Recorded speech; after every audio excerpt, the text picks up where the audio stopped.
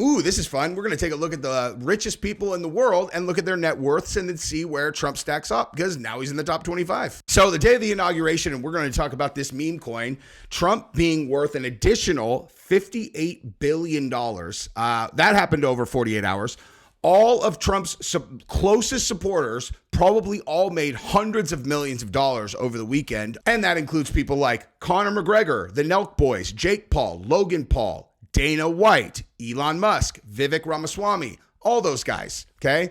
Now, I would imagine there are bigger stakes for bigger people, but bottom line is all of those guys just made a fortune on this meme coin. I'm going to explain to you exactly how all of this works, and this will either make you extremely happy or it'll really piss you off, or you will be jealous and either happy or unhappy. I'm jealous, but happy, okay?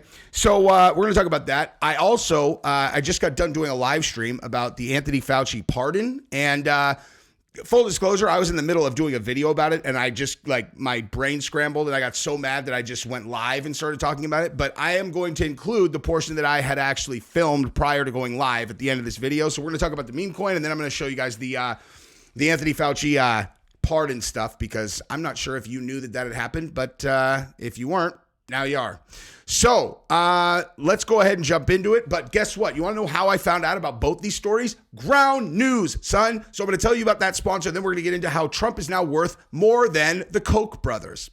Now, by now, it should be obvious why I continue to work with Ground News. Their mission to make media more transparent and their use of data to give readers a full perspective on breaking news aligns with my principles, and it also aligns with how I research my videos. Their visual breakdowns show political bias, they show reliability, ownership, and it makes it incredibly easy to compare headlines for each story and access information much quicker. Let's take a look at the exploding Cybertruck story as an example. You can see right here how many outlets covered it. You can see over here the bias distribution, whether it's left, center, or right. This is pretty evenly distributed. And we can go down here and compare headlines as well as the lean left, lean right data points and decide which ones we want to read. Now, I will continue to say that the blind spot feed is the best part of Ground News.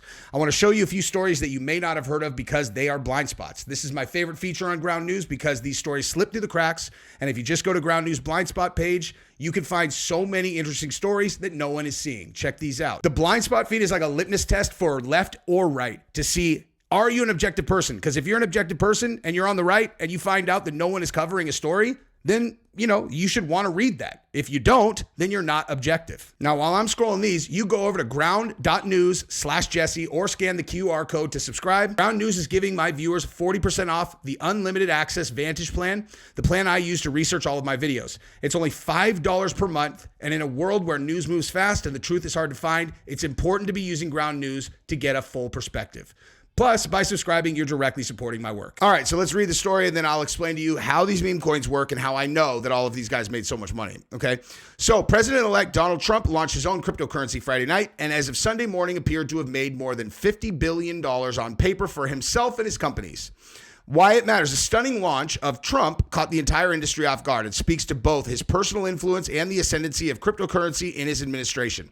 It also speaks to the nature of the crypto industry that someone could have more than $50 billion worth of something that literally did not exist 48 hours previously. How bananas is that? Okay? Combined with the value of his social media business and his real estate holdings, it nominally makes Trump one of the world's 25 wealthiest people. Let's take a look at that real quick. So let's go down the list and we'll look at each of these notable people. And we're going to see one very notable group that Trump is now richer than, that has got to be the most infuriating thing for them ever. But we got Elon Musk, Jeff Bezos, Mark Zuckerberg, Larry Ellison, Bernard family, Larry Page, Sergey Brin, Warren Buffett, Jeff Baum, Jensen Huang. Where is Bill Gates? Bill Gates is 1,506. Really? That I can guarantee you is not accurate. Okay, I can absolutely guarantee you that's not accurate. Gates has so much hidden money. Okay, there are all these private equity firms that follow all of his stuff. So it's like you have the Gates Foundation, right? Which is it's a nonprofit, right? Nonprofit. That's definitely that's not his money. And then all these private equity firms that follow his trades around, and you have no idea who's in those funds. It's his money. Okay, would be my guess. Larry Ellison, 204. Let's see, Larry Page, Sergey Brin, Warren Buffett, 146. Steve Ballmer, Michael Dell, 115. What is it like to be worth $115 billion? The Waltons, that's Walmart. The other Walton family, another 109. Then you got Bill Gates. Oh my God, do you know what would be amazing is if Trump ended up worth more than Bill Gates. That would be the funniest thing in the entire world. He's not, I mean, again, Bill Gates has way more money than that, but and then you get down here and look at this. Charles Koch and family, 67 billion. And so this is right around where Trump lands now. 58 plus. Well, actually, I think it's down a little bit. So he's probably actually more like right around 26th. He's probably right around here. But I mean, Donald Trump, he jumped 50 billion in 48 hours. Hey, I'm sure his adversaries are really happy about that development, because that's at least one thing they could tell themselves. You know, there's always got to be a way. Like, I'm gonna side note this real quick, because I do understand the male ego very well, and so I'll give you a perfect example of how I can lay this out. So let's say that you and your wife split up, right? That's not in my future, you know, but if it did happen to me, I would understand kind of how this plays out, because the person that your wife starts dating next, you're going to compare yourself to in a few specific ways, right? Number one, do I have more money than them? Okay. That's literally going to be like number one, right? Number two, could I probably beat him in a fight, right? There's that. And then some other things that are all the exact same, you know, like kind of dumb stuff that doesn't really matter. Probably not why your wife is into you or them or whatever. Like, they probably are more into, like, as long as you can provide like a halfway decent life, but you're really funny and you make them feel good and you make them feel like they're special. Like, that's what actually matters. But in your brain, okay, the way that you know the other dude is thinking is the same way you're thinking. You're like, you know, I could fuck you up, right? Like, you and I both, like, let's say that he has much more money, but you're like a black belt in jiu-jitsu. It's like, there will always be a part of that guy that drives him crazy. He could have $1 billion and he's like, but you know, I could break your arm. It's like, well, I have security. You're all good for you. But just so we're clear, like, if we go into a room together and one of us walks out, you know who that is, right? Like, there's no conversation here. Like, you're not going to lie to yourself and tell yourself you're going to win that fight, right? It's stupid, but that's what happens. And so these people who hate Trump, okay, that's what they tell. He's not even rich. That's why they always tried to harp on that in the media. They're all, he's not even a billionaire.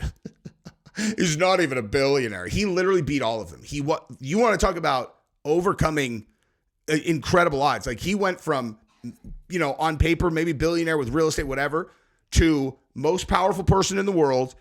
And now, just in 48 hours, he's top 25 most wealthy people in the world. Hey, what do you think he's going to look like in another 8 years? You know, 4 more years as president, and he figured out a way to just create that money out of nowhere right now. What do you think is going to happen? You know, who's going to stand up to him now? No one is the answer. Okay.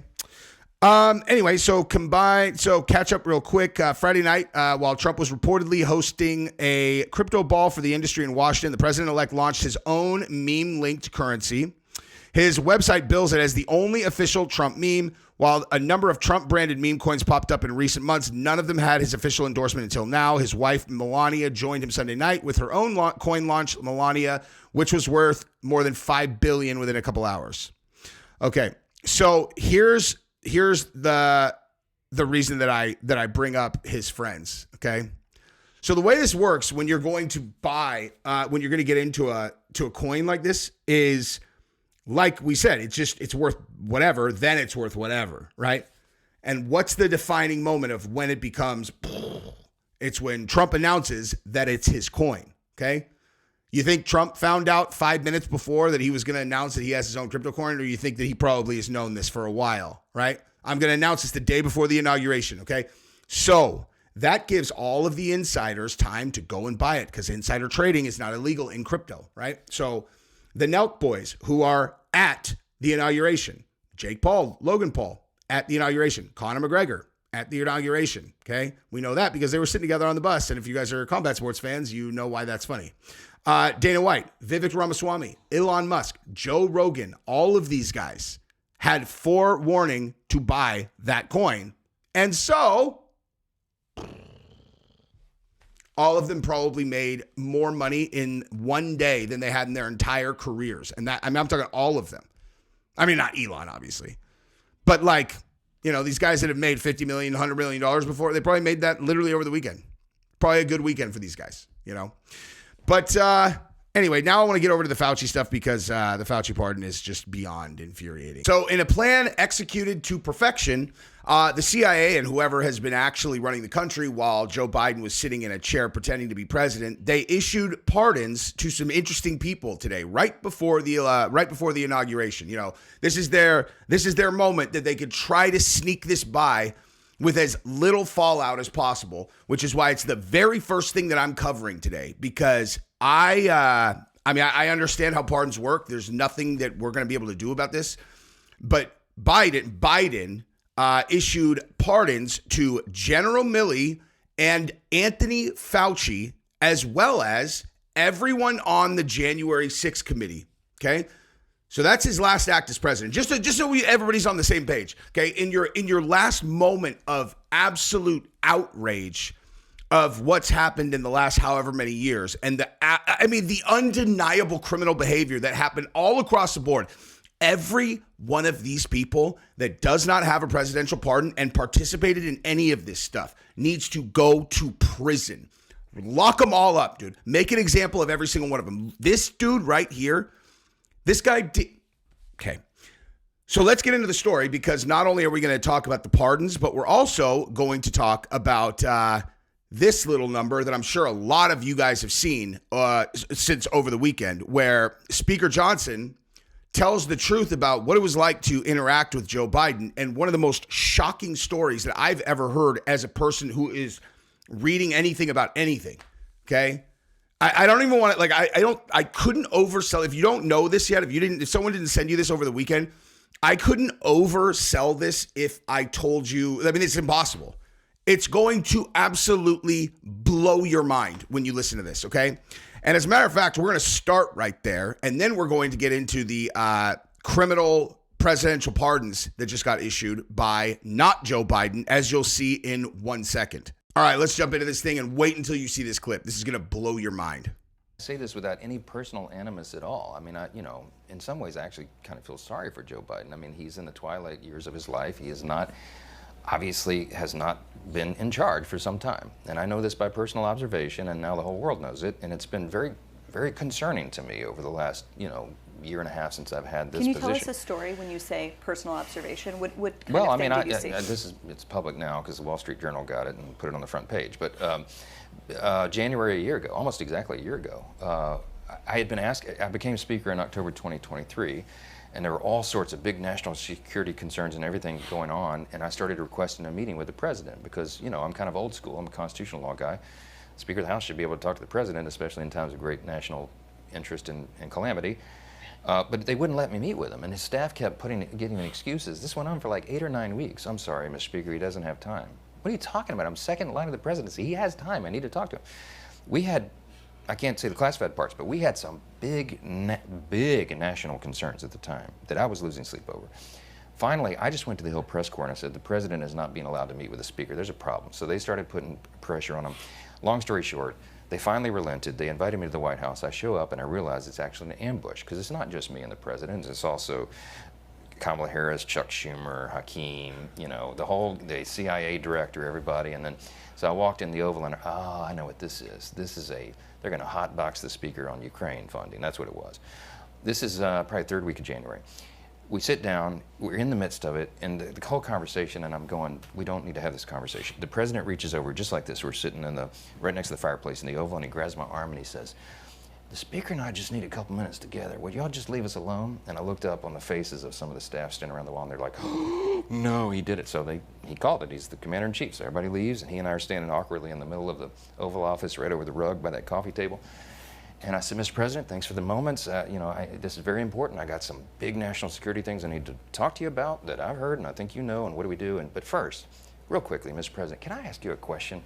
I cannot answer this from my constituents in Louisiana. Sir, why did you pause LNG exports to Europe? Like, I don't understand, liquefied natural gas is in great demand by our allies. Why would you do that? Because you understand, we just talked about Ukraine. You understand you're fueling Vladimir Putin's war machine because they got to get their gas from him, And he looks at me, stunned with this, and he said, I didn't do that. And I said, Mr. President, yes, you did. It was an executive order, 3 weeks ago. And he goes, no, I didn't do that. And he's arguing with me. I said, Mr. President, respectfully, can I could I go out here and ask your secretary to print it out? We'll read it together. You definitely did that. And he goes, oh, you talk about natural gas. Yes, sir. He said, no, you misunderstand. He said, what I did is I signed this thing we're gonna conduct a study on the effects of LNG. I said, no, you're not, sir. You paused it. I know. I have the export terminals in my state. I talked to those people this morning. This is doing massive damage to our economy, national security. It occurred to me, Barry, he was not lying to me. He genuinely did not know what he had signed. And I walked out of that meeting with fear and loathing because I thought, we're in serious trouble. Who is running the country? Like, I don't know who put the paper in front of him, but he didn't know. Well, let me answer that for you, okay? So I know I hooked you guys on the Fauci pardon, and definitely we are going to talk about that. But why don't you take your initial shock off the table just for a second, right? Because when I first saw that, I didn't catch it either, right? Where it's like, so wait, you're telling me that there were people who were sliding executive orders in front of the demented president and having him sign them, not knowing what they were? And it's like, yeah, they were doing that. And you're like, well, that's treason, right? If they're lying to the sitting president, listen to what, I mean, literally think about this. You have a president that is incompetent, and they all know it. And they're hiding that secret from the world, and they're taking executive orders that they know he would not approve, sliding them in front of him, telling him lies about what they are, and having him sign them so he can go back to bed. Okay, if that's not treason, I don't know what is. And anyone who is involved in that needs to get rung up, okay? And I mean, like, go to prison, guys. We're not talking about anything, overly dramatic, but they need to go to prison for that. And here's the craziest part. This is what I didn't catch because I was so mind blown by that fact, okay? Go back a second, right, to where he says, why would you pause liquid natural gas exports to Europe when our allies are in need of that? You're fueling Putin's war. Oh, what? Oh, really? You think that the people who wrote that executive order were not aware that that's what they were doing? You think they don't know how this all works? So it sounds like whoever was behind that wanted Putin's war to continue and wanted to keep sending money over to Ukraine, almost like there was some kind of scheme to keep the conflict going so they could do something with the hundreds of billions of dollars that are getting sent over there. So just so we're clear, this was an intentional thing, okay, that made no sense if you're working in the national interest of the United States to pause exports on liquid natural, like, no sense. You're helping the supposed enemy while funding the other side of the war. You ever heard these guys in these dramatic movies where they go, what if we fund both sides of the war? And it's always some, mustache twisting scumbag who's a what? Arms dealer. Okay? Arms dealer. Gee, who could it be? I don't know. Give me a break. Okay? We took out the Nord Stream pipeline. Oh, no one knows who did this. Pause export. Just keep it going. Keep it going. Keep it going. And they had a demented president sitting there signing things. He thought he was doing a study on the effects of liquid natural gas. I mean, it's beyond the pale. And speaking of executive orders that he may or may not have known that he was signing, keep in mind, there's like 2,500 pardons. Biden signed none of those. Like, he probably had no idea who any of those people were. Okay? But now, let's move over to the Fauci part, because I had been talking to people for the last 2 weeks, like, I really hope that he doesn't do that. Like, Fauci specifically, because I read the book. Right? I read the book, The Real Anthony Fauci. If there's ever been a person who belongs in prison who has done more damage than that guy, I would love to know who that is.